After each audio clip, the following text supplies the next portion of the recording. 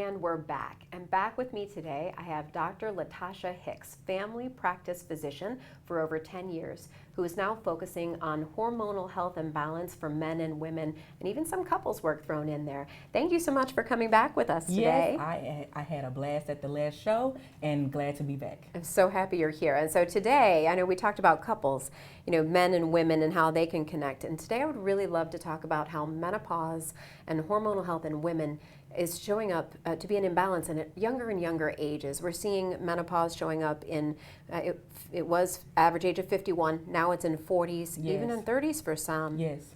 Yeah. So it's actually been a real interesting phenomenon lately, what I've been seeing in practice. It's so much that's happening that people are not even realizing they're feeling terribly or they're not feeling well, but they don't know exactly what's causing it. Mm-hmm. And so I've been seeing so much of that lately. Yeah, so we've said before, and also women showing up, and I worked, women's health for over 20 years. Women showing up and saying, "I'm tired. I don't feel good." You get those general labs, Yes. and everyone says, "Well, you're just tired. You're overworked." Change a little bit in that lifestyle, but not a lot of people are looking at hormones at younger ages. So tell me a little bit about what you're looking for, how young you're starting to screen people. Right. So a lot of people don't realize that actually your hormones start to decline in women around age 25. Wow. So around age 25 is when we start to see a little bit of a downtick in our hormone levels, especially testosterone and estrogen. So these things start to slowly decline. However, we still feel young, we still feel, healthy. But over time, as they go down a little bit more, eventually you start to feel it.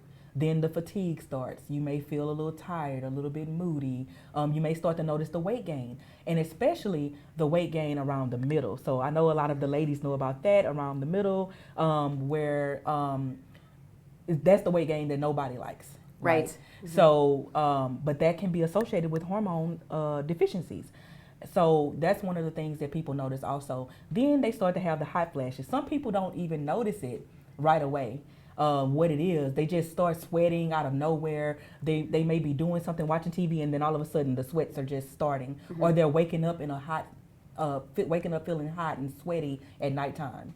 And so that can be a sign and symptom of hormone deficiency as well. So how, on average, how early are you seeing this show up? I know historically, how old were people when you first started practice?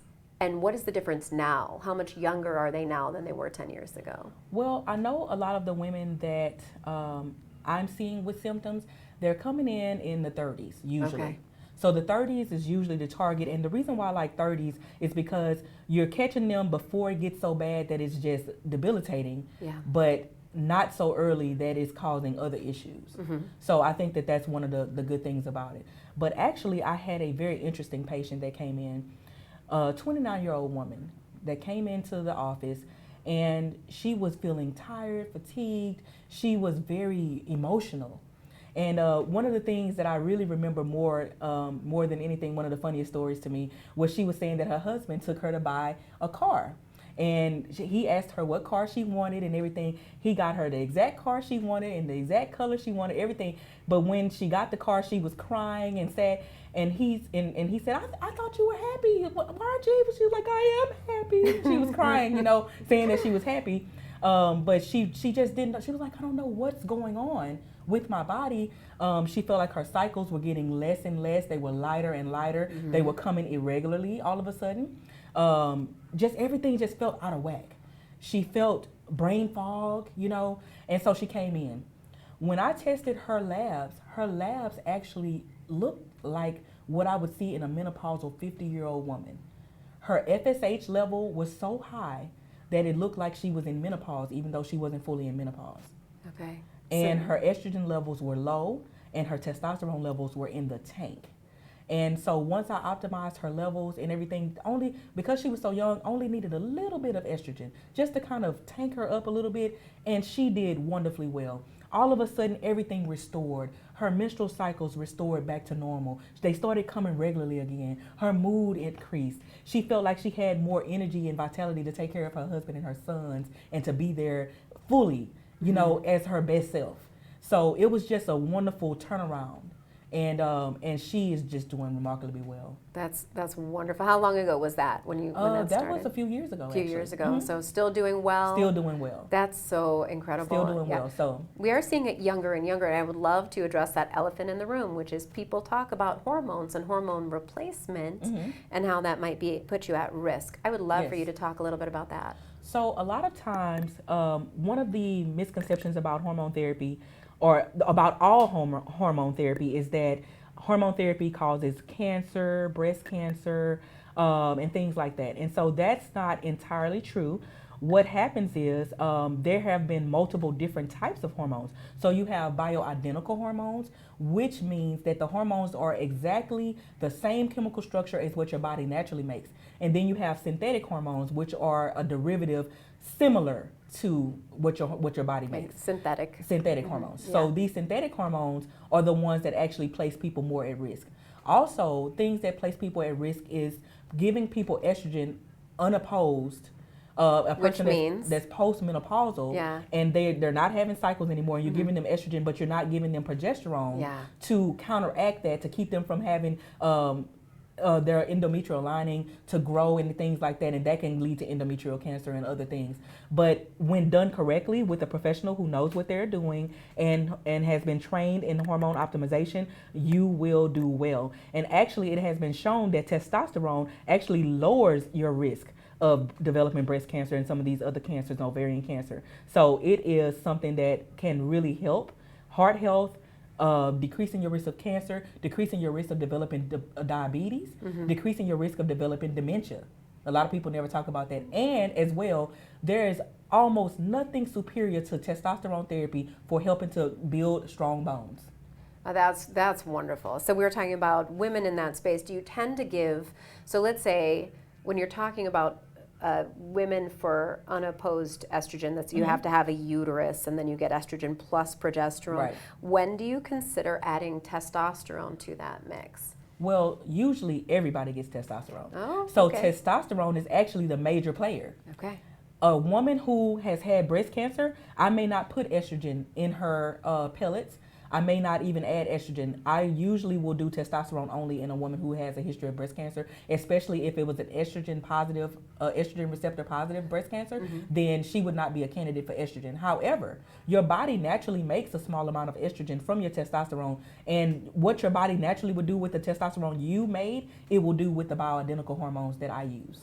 That's great. So everything that you're saying, what you haven't said, but you have indirectly is you treat breast cancer survivors with hormone replacement. Yes, I do. You do. You feel you're comfortable with that? Yes. A lot of times, what happens is the breast cancer survivors, their hormones are really out of balance because they have taken medications that have dampened their hormones and lowered their hormones, and in order for them to make it through the cancer treatment. But after the cancer treatment, their bodies never really equilibrate again. And then they are left feeling tired and fatigued for years, and they just never really feel back to themselves. So that's one of the things that I really love to do. I have had several breast cancer survivors as patients, and they are doing so well. They love having their hormones optimized. And in certain instances, when cleared with their oncologist, they can have estrogen depending on the type of cancer and what type of receptors that they had on their breast cancer. So it all depends. And that's why it's all individualized. That's wonderful. You work with their oncologist. Yes. You'll work with, and you have oncologists that you work with that say, this is fine, Yes. I'm accepting that. It's becoming more commonplace and more people are more aware now that this is actually okay. Because I know women, breast cancer, we've been seeing at younger and younger and younger ages. And so if you aren't actually, if you are without those hormones, if you end up in that position, a lot of those medications give you, after breast cancer, some serious side effects. Yes, definitely. So being able to treat people. And a lot of people don't even realize how important the hormones are to the pelvic floor. So if you are not having sufficient testosterone levels, it leads to decreased muscle mass in your entire body, including your pelvic floor. So what happens when that happens? You start to see people with bladder dysfunction, urinary incontinence. I coughed, I sneezed, and oops. That kind of thing. And that is very distressing to a lot of women. No one wants to walk around having to wear all of these extra things and the pins and things to protect. And sometimes it can be embarrassing and it's hard to talk about, but these things are happening. But guess what? I also have examples of patients who had this type of bladder dysfunction, who had urinary incontinence, and now are doing well. Their pelvic floor is strong again. We worked on all of that. We got all of the muscles straightened out, and now they're doing well. They don't need any of that anymore. Wow, Dr. Hicks, thank you so much for giving us all of this information, reassuring our public audience so that they can hear that there are answers when you need that care.